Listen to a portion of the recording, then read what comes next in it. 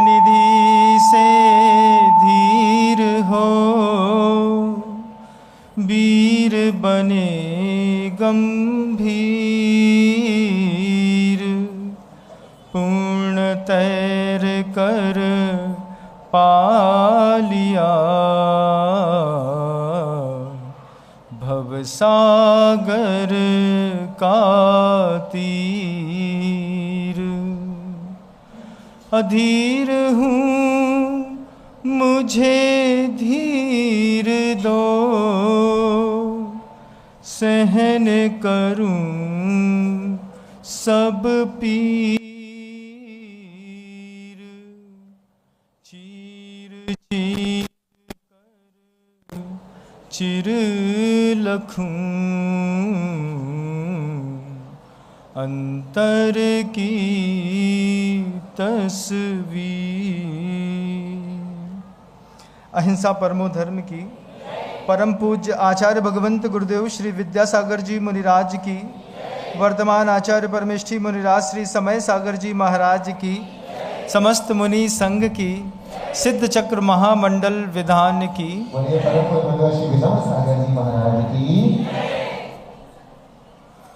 एक बार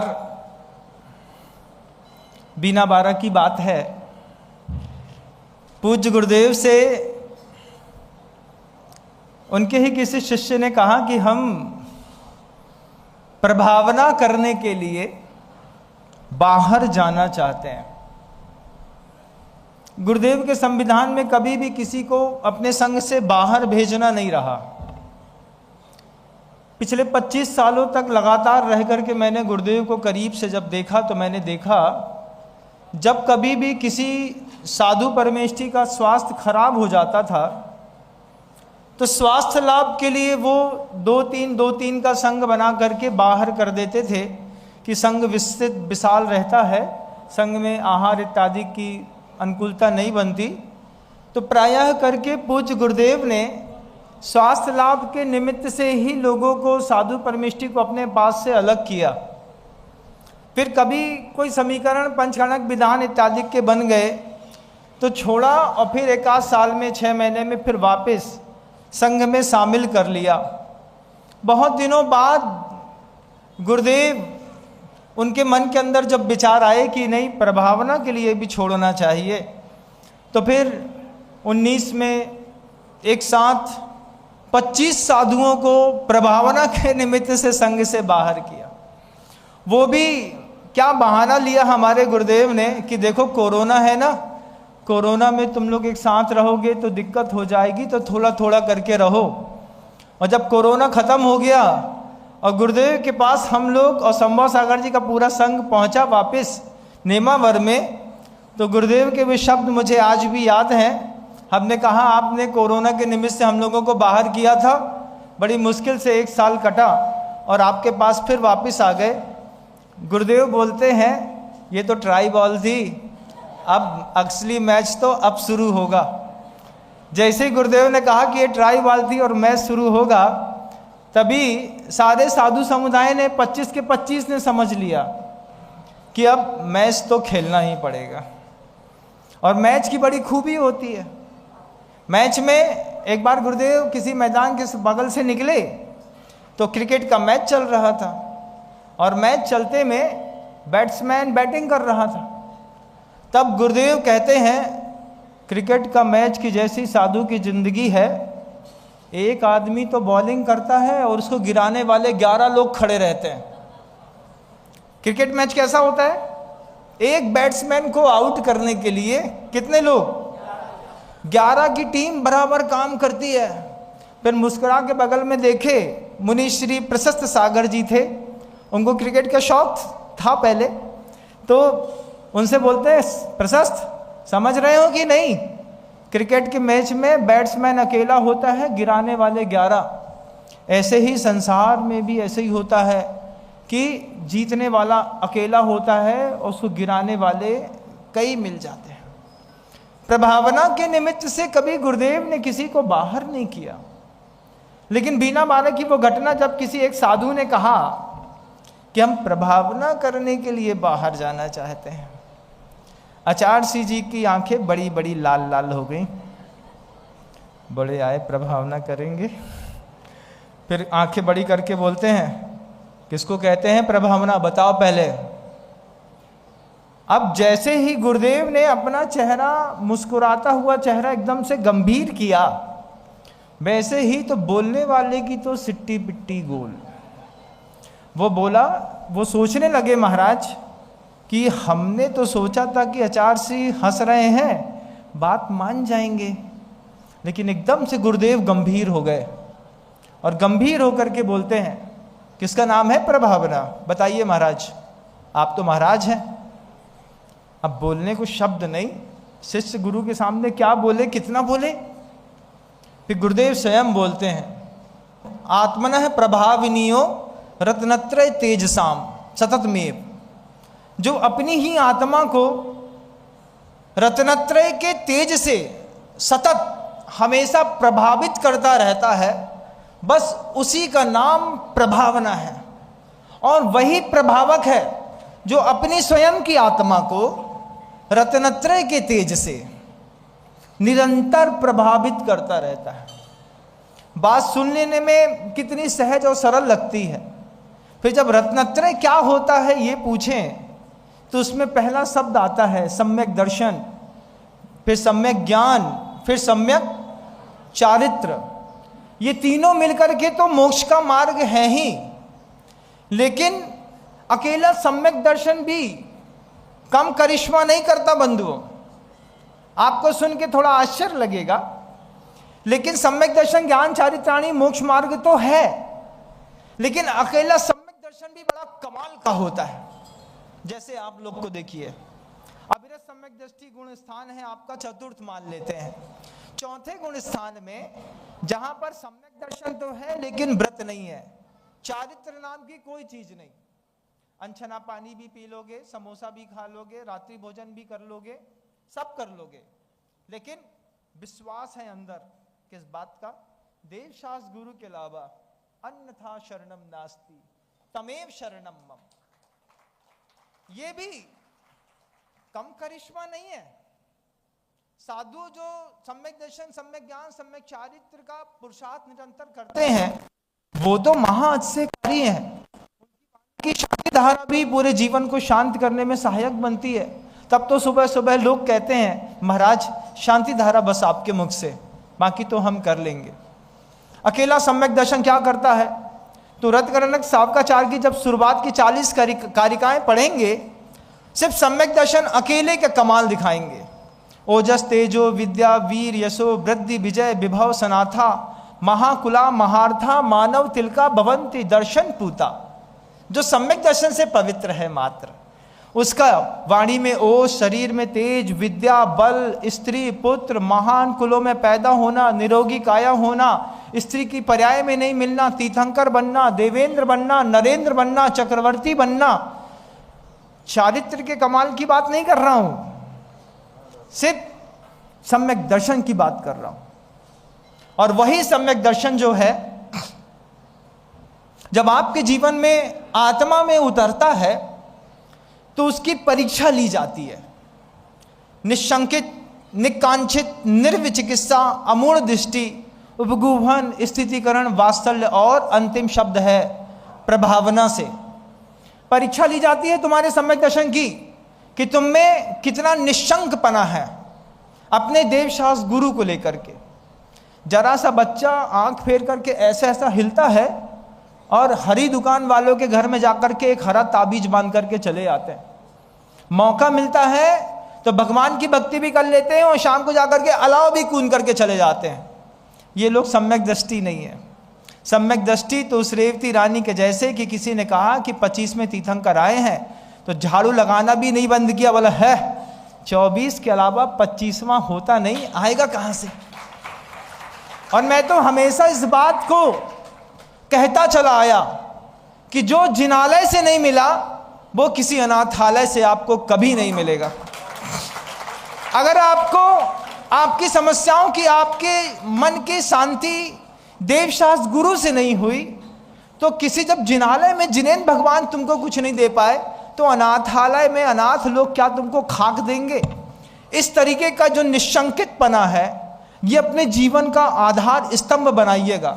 भले आप रात्रि भोजन करते हैं, अनछना पानी पीते हैं, लेकिन सम्यक दर्शन की उस शक्ति को पहचानने का प्रयास करिए जो आपकी जिंदगी में कमाल करती है। देव शास्त्र गुरु के अलावा कहीं पर भी नारियल नहीं है कि 5 रुपए का खरीदा और चढ़ा दिया, कहीं किसी की जरूरत नहीं। ऐसा निशंकितपना जब आप सम्यक दृष्टि होंगे तो परीक्षा होगी। लोग बोलेंगे, आपके घर के अंदर हो सकता है आपकी पत्नी को भूत लग जाए, लोग बोले जाओ मंदिर में हवन पूजन इत्यादि कर लो, ठीक हो जाएगा। विश्वास ना हो तो किसी झाड़ू मारने वाले के घर में चले जाएं। उस वक्त पूछना अपने आप से निशंकितपना है कि नहीं। इसमें भी होता है चतुर्थ गुण स्थान वर्ती अपने संसार को संभालने के लिए थोड़ा बहुत यदा कदा कर भी लेता है, लेकिन संयता संयत पंचम गुण स्थान से ऊपर के लोगों का तो बिल्कुल तलवार की धार के समान आय सांभो वत शब्द लिखा आचार्य समंत्रबद्ध गुरुदेव ने कहा कि जैसे तलवार की धार मारने से कभी टूटती नहीं है, ऐसे सम्यक दर्शन के अंदर की श्रद्धा कभी टूटती नहीं है।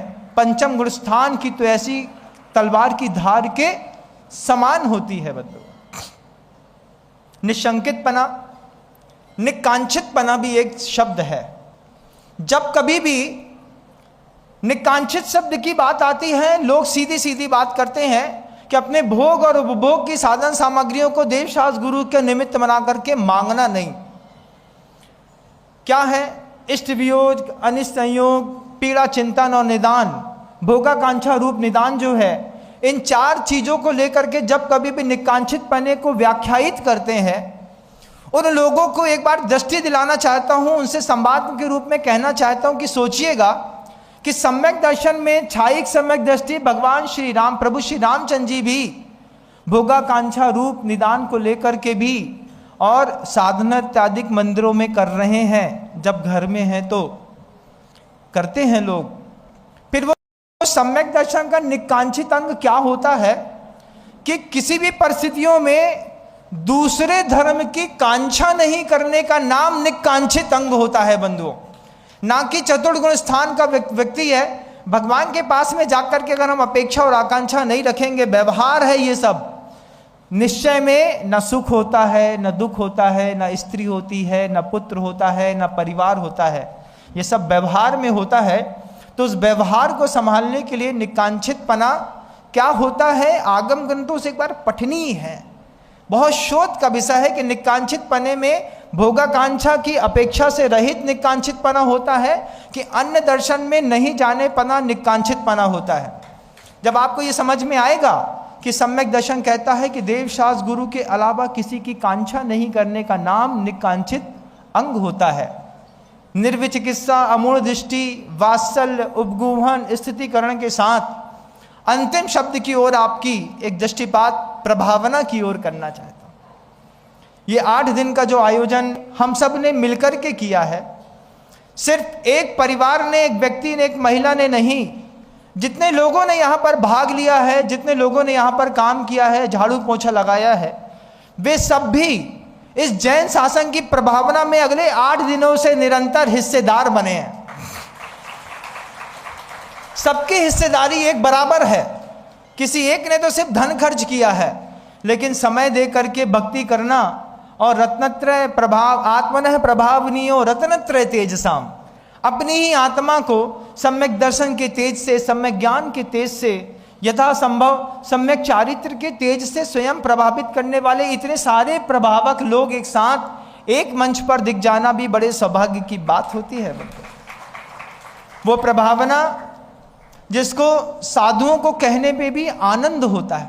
कल कहा था वो बात, क्या कही थी बात कि महापुरुषों का जीवन चरित्र तो लिखा ही है, लेकिन महासतियां भी ऐसी हैं कई जिनके गुणगान करने में साधु तक को आनंद होता है। सिद्ध चक्र महामंडल का विधान का निमित्त बना करके जितने भी पात्र बने हैं, उन पात्रों को सबसे पहले पात्र की शक्ति का परिचय होना चाहिए। कोई मैना सुंदरी बना है तो उसको पता होना चाहिए कि उस समय मैना सुंदरी के अंदर की श्रद्धा, उसका शील, उसका संवर्धन, उसका संरक्षण, उसका उत्साह, उसका उल्लास, उसका सम्यक दर्शन कैसा था। वैसा सम्यक दर्शन मैं भी अपने अंदर प्राप्त बना सकूं। देखना चाहिए कि श्रीपाल सुभट थे, तदभव मोक्षगामी थे। उनकी शक्ति कैसी थी और कैसे कर्म के उदय थे। सौधर्मिंद्र कैसा होता है, कुबेर की शक्ति कैसी होती है। सर्वप्रथम तो पात्र को पात्र की शक्ति का परिचय हो, पात्र की शक्ति के बाद साध्य की शक्ति का परिचय हो। जिस निमित्त को, इस साधना को निमित्त बना करके जिसको प्राप्त करना चाहते हैं, उन तपस्वी केवल ज्ञानियों की शक्ति का भी परिचय आप लोगों को होना चाहिए।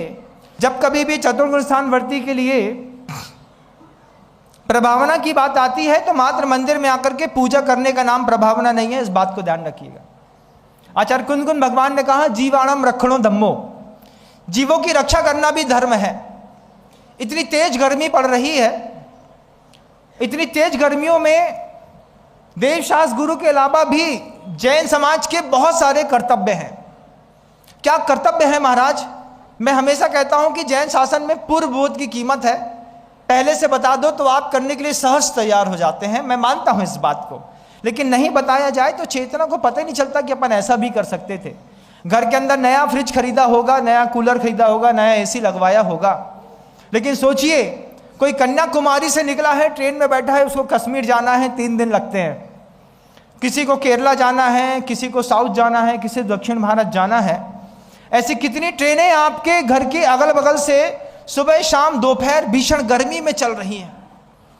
इन भीषण चलती हुई गर्मियों में जैन समाज की, पूरी दुनिया के हर गांव के जैन समाज की एक भूमिका होनी चाहिए कि हम अपनी समाज की ओर से कम 100 मटके स्टेशनों में रखवा करके लोगों को शुद्ध ठंडा जल दे सके।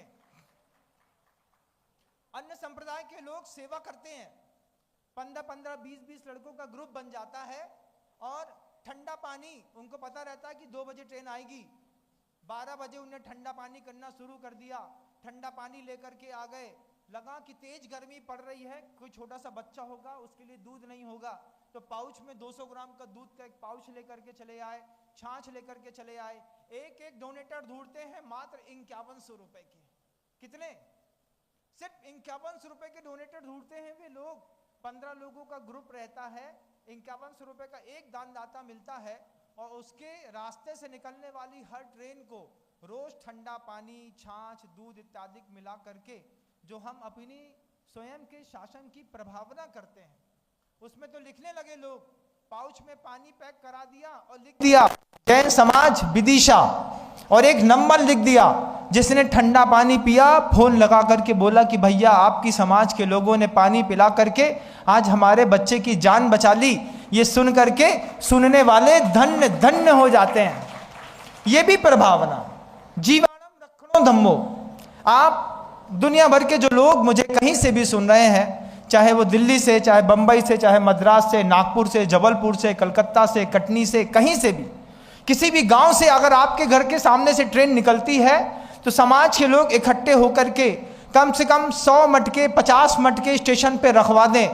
2 लड़के लगा दीजिए जिनका काम है कि पानी छान करके उसको भरेंगे, साफ सुथरा छन्ना रख देंगे।